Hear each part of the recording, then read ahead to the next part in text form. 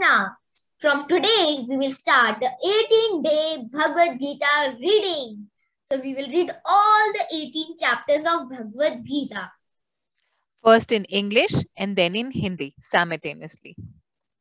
So we'll begin with today's chapter 1, and we'll start with Mangalacharan.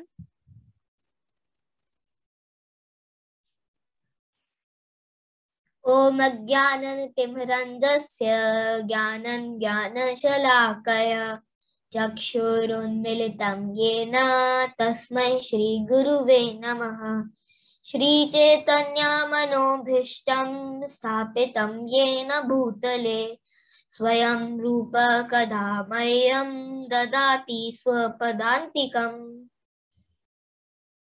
Vandeham Shri Guru Shri Utapad Shri Guru Vaishnavam Shri Rupam Sagrajatam Sahagana Raghunatam Vitam Tam Sajivam Sadavaitam Sadadutam Barijana Sahitam Krishna Chaitanya Devam Shri Radha Krishna Padan Sahagana Lalita Shri Visakhantvitam Hey Krishna Karuna Sindhu Deen Bandhu Jagatpate Gopisha Gopika Kanta Radha Kanta Namastute Tapta Kanchana Gaurangi Radhe Vrindavaneshwari Vrishabhanu Sute Devi Pranamami Hari Priye Ancha Kalbadrubhyascha Kripa Sindhubhya eva cha Patitanam Pavnebhyo Vaishnavebhyo Namo Namaha Jai Shri Krishna Chaitanya Prabhu Nityananda Shri Advaita Gadadhara Shivasadi Gaur Bhakta Vrinda Hare Krishna Krishna Krishna Hare Hare Hare Rama Rama Rama Hare Hare. So we'll start from the first chapter, observing the armies on the battlefield of Kurukshetra. Text number 1. Dhritarashtra said, O Sanjay, after my sons and the sons of Pandu assembled in the place of pilgrimage at Kurukshetra, desiring to fight, what did they do? So हम शुरू करेंगे chapter 1 अध्याय 1 कुरुक्षेत्र के युद्ध स्थल में सैन्य निरीक्षण. श्लोक संख्या 1. धृतराष्ट्र ने कहा, हे संजय, धर्मभूमि कुरुक्षेत्र में युद्ध की इच्छा से एकत्र हुए मेरे तथा पांडु के पुत्रों ने क्या किया?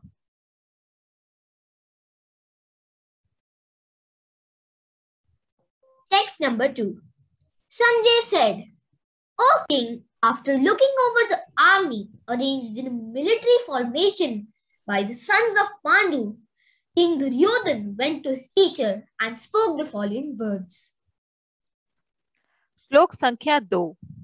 संजय ने कहा, हे राजन, पांडु पुत्रों द्वारा सेना की व्यूह रचना देखकर राजा दुर्योधन अपने गुरु के पास गया और उसने ये शब्द कहे.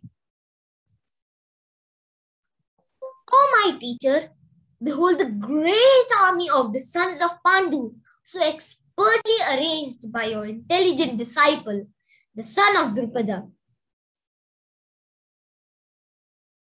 दुर्योधन ने कहा, हे आचार्य, पांडु पुत्रों की विशाल सेना को देखें, जिसे आपके बुद्धिमान शिष्य द्रुपद के पुत्र ने इतने कौशल से व्यवस्थित किया है.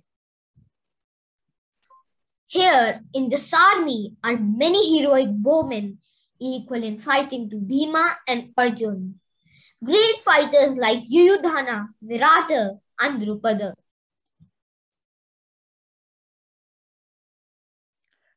इस सेना में भीम तथा अर्जुन के समान युद्ध करने वाले अनेक वीर धनुर्धर हैं, यथा महारथी युयुधान, विराट तथा द्रुपद.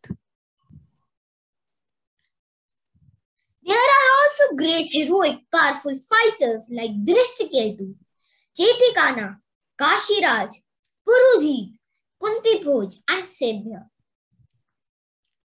दुर्योधन ने आगे कहा,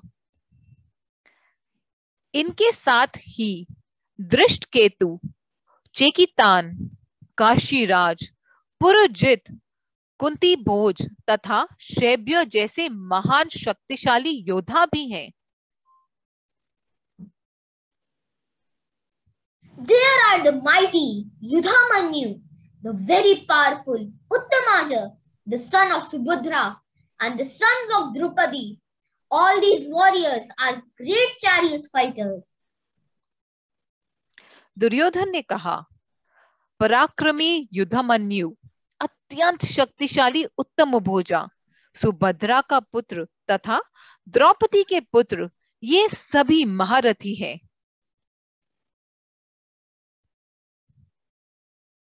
But for your information, O best of the Brahmanas, let me tell you about the captains who are especially qualified to lead my military force.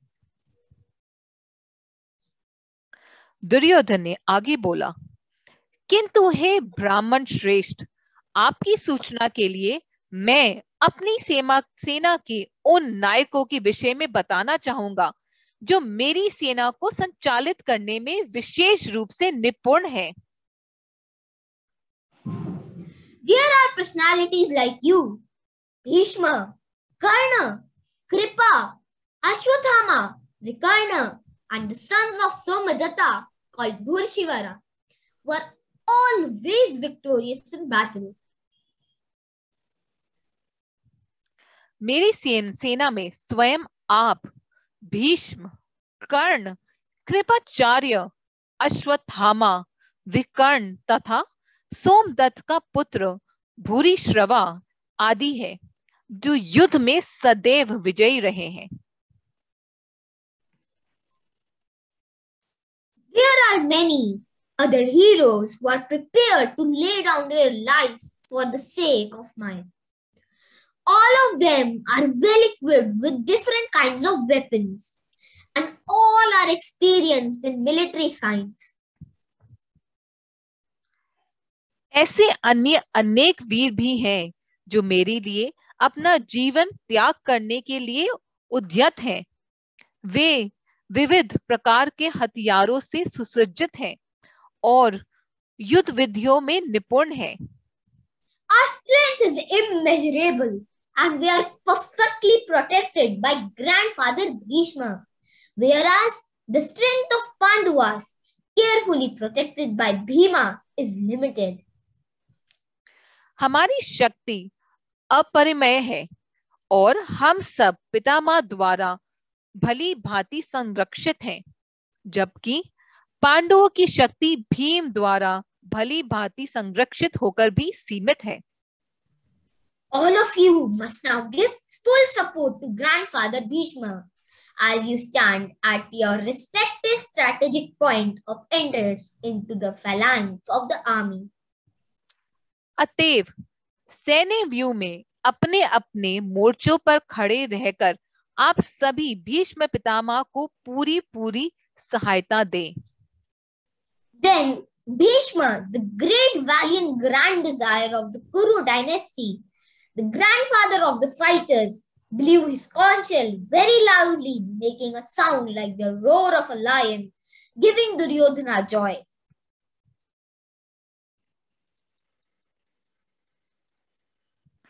तब कुरु वंश के व्योवृद्ध परम प्रात्मी एवं वृद्ध पितामह ने सिंह गर्जना की सी ध्वनि करने वाले अपने शंख को उच्च स्वर में बजाया, जिससे दुर्योधन को हर्ष हुआ। That the conch shells, drums, bugle, trumpets, and horns were all suddenly sounded, and the combined sound was tumultuous.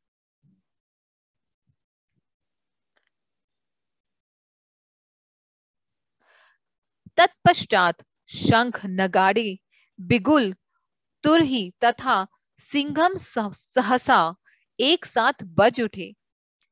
वह संवेद स्वर अत्यंत कोलाहलपूर्ण था।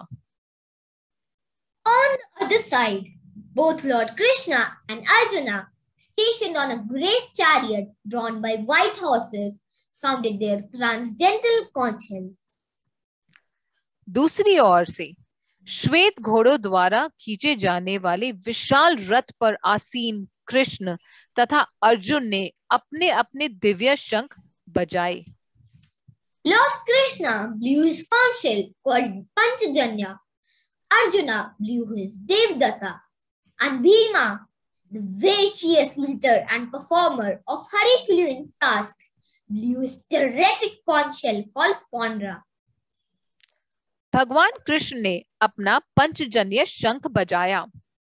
अर्जुन ने देवदत्त शंख तथा अति भोज एवं अति मानवीय कार्य करने वाला भीम ने पौंड्र नामक भयंकर शंख बजाया. King Yudhishthira, the son of Kunti, blew his conch shell, the Ananta Vijay, and Nakula and Sahadev blew the Sughosha and Manipushka. The great archer, the king of Kashi, the great fighter Shikhandi, Drishtadumna, Virata, the unconquerable Satyaki, Drupada, the sons of Draupadi, and the others, O king, such as the mighty armed son of Subhadra, all blew their respective conch shells. हे राजन, कुंती पुत्र याद राजा युधिष्ठिर ने अपना अनंत विजय नामक शंख बजाया तथा नकुल और सहदेव ने सुघोष एवं मणिपुष्प शंख बजाए. महान धनुधर काशीराज, परम योद्धा शिखंडी, धृष्टद्युम्न, विराट, अजेत सात्यकी, द्रुपद, द्रौपदी के पुत्र तथा सुभद्रा के महाबाहु पुत्र आदि सबों ने अपने अपने शंख बजाए. The blowing of the different conch shell became uproarious, vibrating both in the sky and on the earth. It shattered the hearts of the sons of Dhritarashtra. इन विभिन्न शंखों की ध्वनि कोलाहल पूर्ण बन गई, जो आकाश तथा पृथ्वी को शब्दयामान करती हुई धृतराष्ट्र के पुत्र के हृदयों को विदीर्ण करने लगी. At that time, Arjuna, the son of Pandu, seated in the chariot bearing the flag marked with Hanuman, took up his bow and prepared to shoot his arrow. O king, after looking at the sons of Dhritarashtra drawn in a military array, Arjuna then spoke these words to Krishna. उस समय हनुमान से अंकित ध्वजा लगे रथ पर आसीन पांडु पुत्र अर्जुन अपना धनुष उठाकर तीर चलाने के लिए उद्यत हुआ है. हे राजन, धृतराष्ट्र के पुत्रों को व्यूह में खड़ा देखकर अर्जुन ने श्री कृष्ण से ये वचन कहे. Arjun said, O infallible one, please draw my chariot between the two armies so that I may see those who are present here, who desire to fight and with whom I must contend in this great trial of arms. Arjun ने कहा, हे अच्युत, कृपा करके मेरा रथ दोनों सेनाओं के बीच में ले चले, जिससे मैं यहाँ उपस्थित युद्ध की अभिलाषा रखने वालों को और शत्रु की इन महान परीक्षा में जिससे मुझे संघर्ष करना है उन्हें देख सकूं. Let me see those who have come here to fight, wishing to please the evil-minded son of Dhritarashtra. मुझे उन लोगों को देखने दीजिए जो यहाँ पर धृतराष्ट्र की दुर्बुद्धि पुत्र दुर्योधन को प्रसन्न करने के लिए की इच्छा से लड़ने के लिए आए हुए हैं. Sanjaya said, O descendant of Bharata, having thus been addressed by Arjuna, Lord Krishna drew up the fine chariot in the midst of both armies. Sanjay ने कहा, हे भरतवंशी, अर्जुन द्वारा इस प्रकार संबोधित किए जाने पर भगवान श्री कृष्ण ने दोनों दलों के बीच में उस उत्तम रथ को लाकर खड़ा कर दिया. There, Arjun could see within the midst of the armies of both parties his fathers, grandfathers, teachers, material uncles, brothers, sons, grandsons, friends, and all his father-in-laws and well-wishers. Arjun ने वहां पर दोनों पक्षों की सेनाओं के मध्य में अपने चाचा, ताऊ, पितामहों, गुरुओं, मामाओं, भाइयों, पुत्रों, पौत्रों, मित्रों, ससुरों और शुभ चिंतकों को भी देखा। When the son of Kunti, Arjuna, saw all these different grades of friends and relatives, he became overwhelmed with compassion and spoke thus. जब कुंती पुत्र अर्जुन ने मित्रों तथा संबंधियों की इन विभिन्न श्रेणियों को देखा, तो वह करुणा के अभिभूत हो गया और इस प्रकार बोला। Arjun said, "My dear Krishna, seeing my friend and relatives present before me in such a fighting spirit, I feel the limbs of my body quivering and my mouth is drying up." Arjun ने कहा, हे कृष्ण, इस प्रकार युद्ध की इच्छा रखने वाले अपने मित्रों तथा संबंधियों को अपने समक्ष उपस्थित देखकर मेरे शरीर के अंग कांप रहे हैं और मेरा मुंह सूखा जा रहा है। My whole body is trembling. My hair is standing on edge. My bow, Gandhiva, is slipping from my hand and my skin is burning. मेरा सारा शरीर कांप रहा है, मेरे रोंगटे खड़े हो रहे हैं, मेरा गांडीव धनुष मेरे हाथ से सरक रहा है और मेरी त्वचा जल रही है। I am unable to stand here any longer. I am forgetting myself and my mind is reeling. I see only causes of misfortune. O Krishna, killer of the Kesi demon. मैं यहाँ अब और अधिक खड़ा रहने में असमर्थ हूँ। मैं अपने को भूल रहा हूँ और मेरा सिर चकरा रहा है। हे कृष्ण, मुझे तो केवल अमंगल के कारण दिख रहे हैं।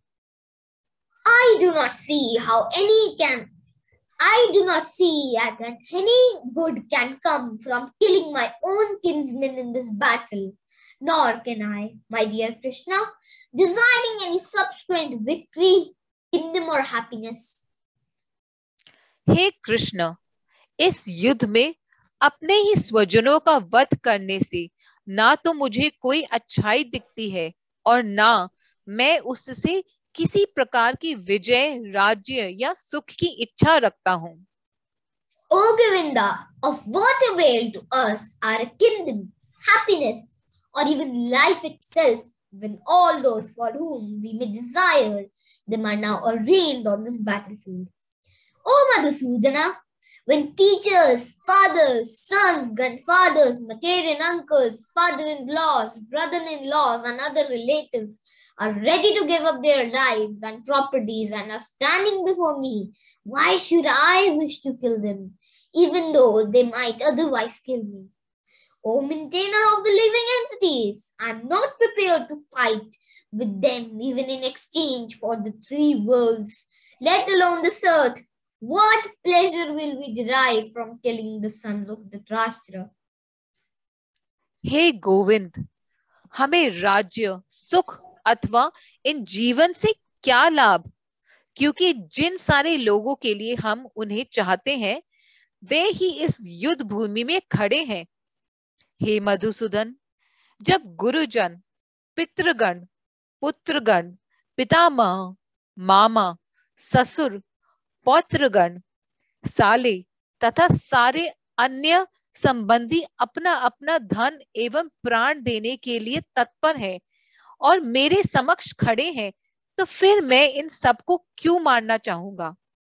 भले ही वह मुझे क्यों ना मार डाले। हे जीवों के पालक, मैं इन सबों के से लड़ने को तैयार नहीं, भले ही बदले में मुझे तीनों लोक क्यों ना मिलते हो। इस पृथ्वी की तो बात ही छोड़ दे, भला धृतराष्ट्र के पुत्रों को मारकर हमें कौन सी प्रसन्नता मिलती है?